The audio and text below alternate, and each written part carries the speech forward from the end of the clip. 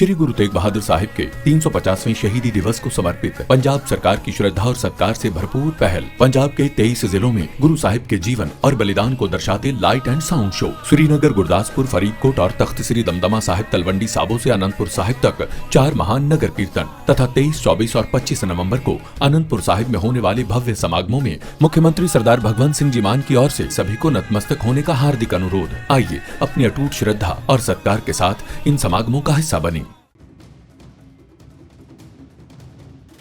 आज का भारत वो नहीं है जिसे कोई भी हल्के में ले सके। ये नया भारत है जो हर धमकी का जवाब देता है, जो हर साजिश की परतें खोल देता है और देश के अंदर या बाहर किसी भी कीमत पर राष्ट्रीय सुरक्षा के साथ समझौता नहीं करता है। दिल्ली में हुए ब्लास्ट के बाद भारत की इन्वेस्टिगेशन एजेंसियां पूरे वॉर मोड में चली गई हैं, क्योंकि सवाल सिर्फ एक ब्लास्ट का नहीं, सवाल है इसके पीछे कितना बड़ा नेटवर्क है, कौन इसे ऑपरेट कर रहा और कैसे देश के प्रोफेशनल्स, डॉक्टर, इंजीनियर, स्टूडेंट तक को इंडोक्ट्रिनेट किया जा रहा है।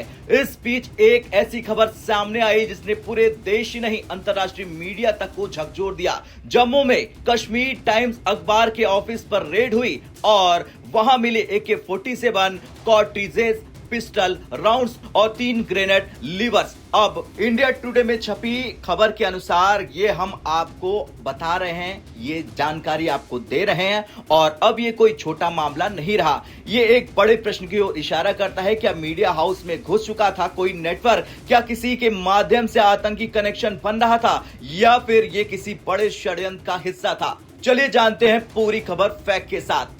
दरअसल जम्मू कश्मीर पुलिस की SIA यानी स्टेट इन्वेस्टिगेशन एजेंसी ने जम्मू स्थित कश्मीर टाइम्स के ऑफिस पर एक बड़ी रेड मारी। ध्यान रखिए, जम्मू कश्मीर अब यूनियन टेरिटरी है और यहाँ की पुलिस यानी SIA सीधे LG और सेंट्रल गवर्नमेंट के तहत काम करती है। रेड का टारगेट था कुछ संदिग्ध गतिविधियों की इन्वेस्टिगेशन और ये पता लगाना क्या मीडिया प्लेटफॉर्म का गलत इस्तेमाल तो नहीं हो रहा है। रेड के दौरान इन्वेस्टिगेटर्स को बरामद हुए AK-47 के cartridges, pistol rounds, 3 grenade levers और कई इलेक्ट्रॉनिक डिवाइस और दस्तावेज।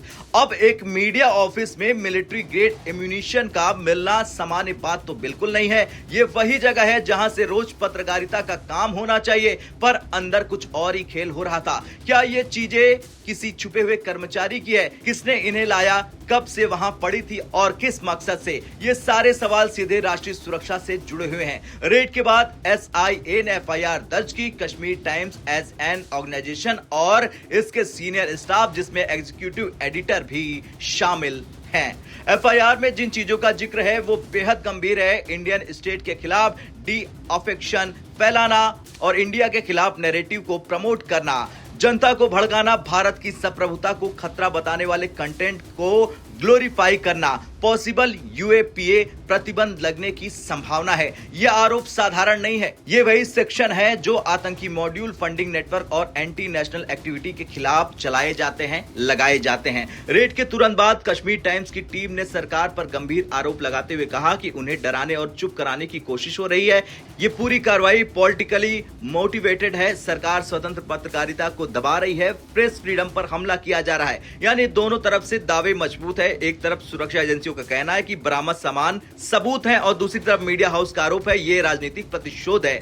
कश्मीर टाइम्स कोई नया अखबार नहीं है। 1954 में इसे शुरू किया गया। अक्सर ह्यूमन राइट्स और कश्मीर पर रिपोर्टिंग होती है। सेंटर के साथ हमेशा तनावपूर्ण रिश्ते रहते हैं और कई बार सरकार और इस मीडिया घराने के बीच मुकाबले वाली स्थिति बनी है। इसलिए यह मामला सिर्फ पुलिस मीडिया का नहीं बल्कि राजनीतिक, सुरक्षा, अंतर्राष्ट्रीय तीनों स्तर पर बड़ा बन गया है।